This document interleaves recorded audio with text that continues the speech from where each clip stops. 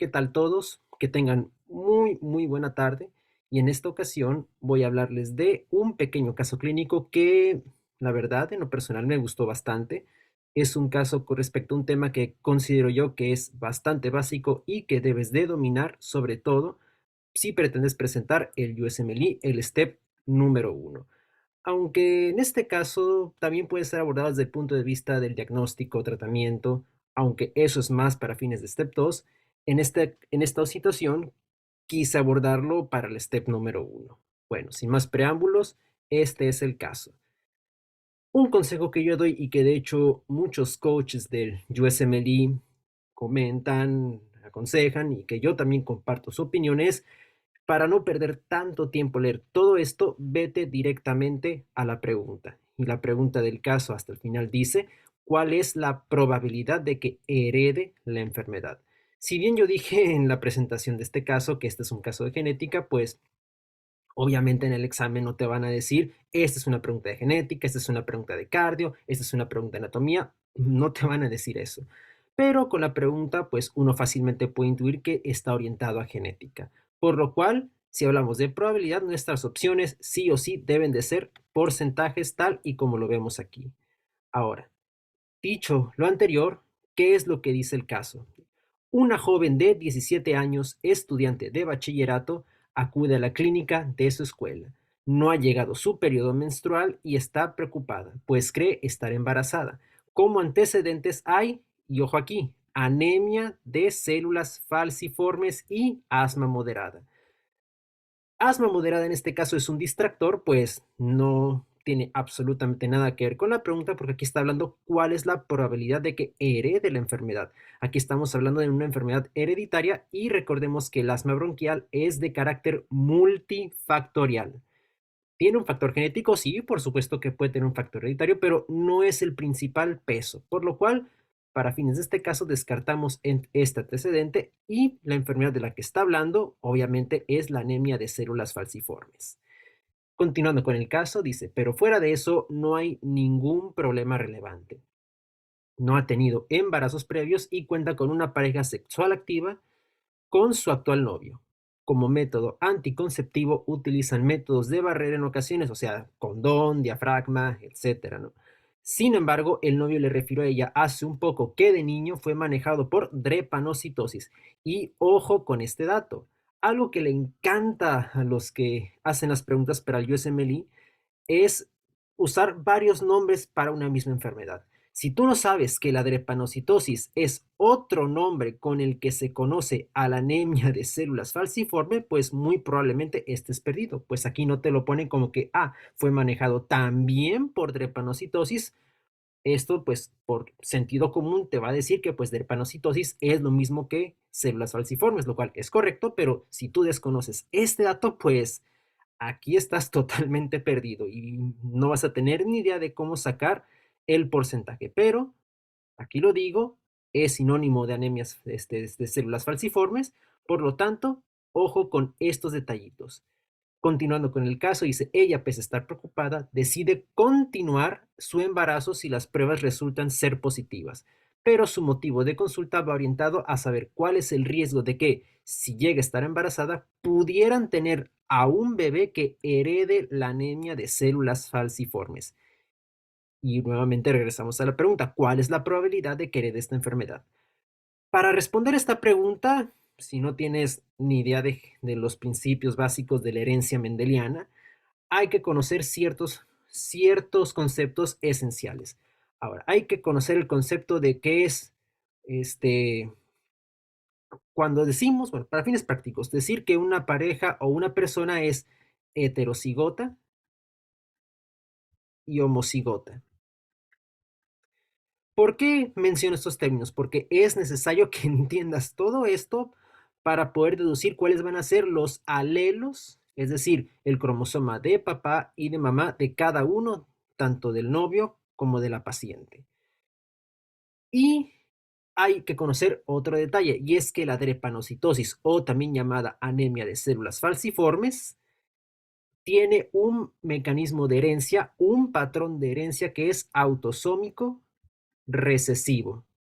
Por lo tanto, necesitamos dos genes afectados para que los bebés puedan expresar la enfermedad. Sin embargo, algo muy interesante de la anemia de células falciformes es que si los papás son heterocigotos, no expresan totalmente la enfermedad. Aquel que expresa la enfermedad propiamente dicha, el paciente digamos que no le va muy bien para fines prácticos, por lo que la manera en que nos están presentando el caso, ambos padres, como sobre todo por parte del novio, dice que el novio cuando fue niño fue manejado por trepanocitosis, más no refiere que ha tenido otra crisis en unos recientes años. Y considerando que pues ya están en el bachillerato, ambos tienen 17 y 18 años, pues nos habla de que el novio, pero también la paciente son heterocigotos. Por lo tanto, para fines prácticos, la letra A mayúscula va a representar un gen sano, mientras que la minúscula va a representar el gen recesivo y como es autosómico recesivo, este va a ser nuestro gen afectado. En el caso de los homocigotos, son los que ambos tienen, para fines de este caso, genes recesivos. Y si hablamos de que la enfermedad es de herencia recesiva, aquellos que tengan la presentación de la drepanocitosis y sean homocigotas, pues la presentación de esta enfermedad pues va a ser totalmente terrible. Es, es la peor de las presentaciones, mientras que los heterocigotos, de hecho, también se les conoce como aquellos que tengan trazas de células falciformes. No suelen tener tantas complicaciones y esto nos orienta por cómo nos pone el caso clínico, que son heterocigotos, tanto el papá como la mamá. Bueno, suponiendo que realmente está embarazada, ¿no? Y ahora, teniendo estos datos, vamos a utilizar algo que se llama el cuadro de Punnett. Ahora, si tú ya tienes ciertas bases de genética, pues obviamente ya vas a saber cuál es la respuesta correcta, pero si no, te explico brevemente, un cuadro de Punnett se van a acomodar los alelos tanto del papá como la mamá. Voy a poner, en este caso, los del papá de esta forma, vertical, y los de la mamá los voy a acomodar acá, en esta dirección. Ahora, cada una de estas letras es un alelo. Este es de la mamá y este es del papá, ¿no? Recuerden que tenemos dos pares de cromosomas, por lo tanto tenemos dos copias del mismo gen. Sin embargo, pues puede haber variaciones como en este caso. Trazamos nuestro cuadro de Punnett y vamos a distribuir cada uno de los alelos. De esta forma, este lo pasamos para acá y este lo pasamos para acá. Lo mismo con estos de acá.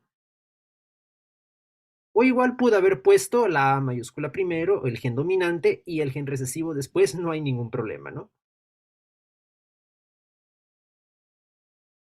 Y aquí viene lo interesante. Voy a acomodar estos últimos alelos, los alelos enfermos, para que me entiendan. Y estos son nuestros resultados. Es decir, hay un 25% de probabilidad, es decir, 1/4, que es lo mismo que 25, de que si llega a estar embarazada la paciente, hay un 25% de probabilidad de que este niño salga completamente sano sin ni siquiera tener ni una sola traza de células falciformes. Por otra parte, hay un 50% de probabilidad, ¿por qué? Porque tenemos 2/4 de que nazca con trazas, es decir, nazca como la mamá y el papá, que si bien no tienen la enfermedad completamente expresada, sí va a haber trazas de una que otra célula falciforme. En vez de que el niño tenga las células clásicas, los eritrocitos con forma de dona, va a parecer como si tuviera los eritrocitos en forma de os.